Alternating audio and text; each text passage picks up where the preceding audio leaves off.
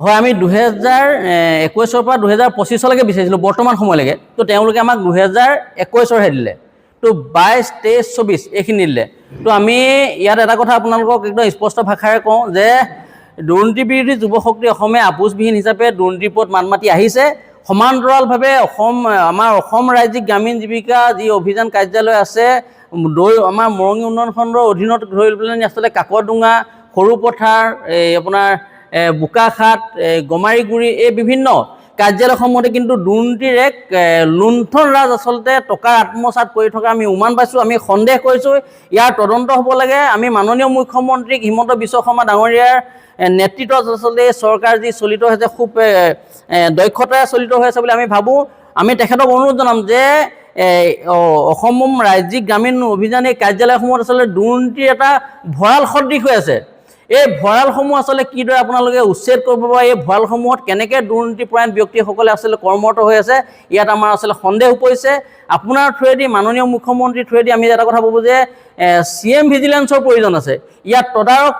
কৰি আচলতে ক'ত আচলতে আত্মসাৎ কৰি থকা টকাখিনি আচলতে আমি যি সন্দেহ কৰিছোঁ ক'ত আচলতে আত্মসাৎ হৈ আছে এই পইচাখিনি আচলতে খুংসূত্ৰ ওলাব লাগে ৰাজহুৱাভাৱে গম পাব লাগে ইয়াত আচলতে জনগণে গম পালে যে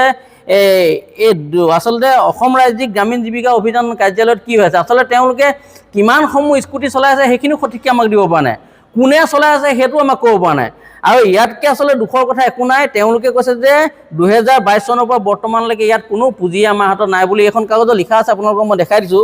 তেওঁলোকে এই কাগজখনত দিছে আমাৰ মৰঙী উন্নয়ন খণ্ডৰ অধীনত থকা কাৰ্যালয়তে দেখুৱাইছোঁ মই তেওঁলোকে লিখিছে যে সা সামগ্ৰীৰ হায়াৰ অথৰিটি এয়া প্ৰদান কৰা হয় ইয়াৰ বিল ভাউচাৰ আমাৰ হাতত উপলব্ধ নাথাকে কিন্তু ইয়াত সমান্তৰালভাৱে যে তেওঁলোকে কৈছে নাথাকে কিন্তু জিলা পৰ্যায়ৰ যিজন আচলতে DPM ৰিংকুমণি বৰাগোহাঁই স্পষ্ট ভাষাৰে কৈছে যে আমাৰ ইয়াত যি আছে সেয়াও তেখেতলোকৰ তাত আছে তো ইয়াকে কৈ আমি আচলতে দুৰ্নীতি বিৰোধী যুৱ শক্তি অসমে আপোনালোকক অৱগত কৰিলোঁ আৰু এইখন চব তেওঁ যিখন স্পষ্টীকৰণ দিয়ে আচলতে DPM জনে স্পষ্টীকৰণ দিয়া কাগজ এইখন মই কোৱা কথা নহয় সম্পূৰ্ণভাৱে DPM জনে কোৱা কথা আৰু আমি যিখন স্পষ্টীকৰণ বিচাৰিছিলোঁ তেখেতক এইখন স্পষ্টীকৰণ এইখন আমি তেখেতক স্পষ্টীকৰণ বিচাৰিছিলোঁ আৰু তেখেতলোকৰ যিখন গাইডলাইন আছে গাইডলাইনখন হৈ গ'ল এইখন 2021 যিখন গাইডলাইন হ'ল এইখন এই কথাখিনি আপোনালোকক আমি অৱগত কৰিলোঁ আৰু ইয়াৰ আচলতে এক তদন্ত হ'ব লাগে আৰু লগতে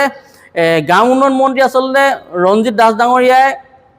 AC কোঠাত আচলতে বহি পেলাই AC হাৱা লৈ থাকিলে নহ'ব তেওঁ ৰাজ্যখনত আচলতে তেওঁ দায়িত্ব লৈ থকা কাৰ্যালয়সমূহত কি হৈছে কি লুণ্ঠন ৰাজ চলিছে নাই চলে ইয়াৰ ওপৰতো তেখেতে যে এক তদন্ত ল'ব আৰু আমি এই কথা আজিৰ প্ৰচাৰ মাধ্যমৰ যোগেদি আপোনালোকক অৱগত কৰিলোঁ অনাগত সময়ত এই গোটেই নথি পত্ৰসমূহ লৈ আমি আচলতে ৰঞ্জিত দাস ডাঙৰীয়াৰ ওচৰত আমি পামগৈ মাননীয় মুখ্যমন্ত্ৰীৰ ওচৰত পামগৈ এই কথা আপোনালোকৰ প্ৰচাৰ মাধ্যমৰ যোগেদি আমি দুৰ্নীতি বিৰোধী যুৱ শক্তি অসমে অৱগত কৰিলোঁ ইয়াত এক তদন্ত হ'ব লাগে ব্যাগুম তদন্ত হ'ব লাগে ব্যাগুম কেলেংকাৰী হৈ আছে লুণ্ঠন ৰাজ চলি আছে ডকাইতি ৰাজ চলি আছে বুলি আমি সন্দেহ কৰিছোঁ আচলতে কোনে আমাৰ টকাখিনি আচলতে আত্মসাৎ কৰিছে চৰকাৰী টকাখিনি কোনে আত্মসাৎ কৰিছে ইয়াৰ খুংসূত্ৰ ওলাব লাগিব আৰু ওলোৱাৰ সমান্তৰালভাৱে ইয়াৰ যিখিনি আচলতে কাৰ্যালয়ৰ বিষয়বিলাক জড়িত হৈ আছে তেওঁলোকক আচলতে এক আইনগত ব্যৱস্থা লৈ পেলানি জেল হাজতলৈ হয়তো চৰকাৰে প্ৰেৰণ কৰা এক প্ৰক্ৰিয়া তেখেতলোকে প্ৰক্ৰিয়া আচলতে কৰিব বুলি আমি আশা ৰাখিছোঁ যিকোনো খবৰৰ বাবে যোগাযোগ কৰক 7099017330 লগতে 7099017110 নম্বৰত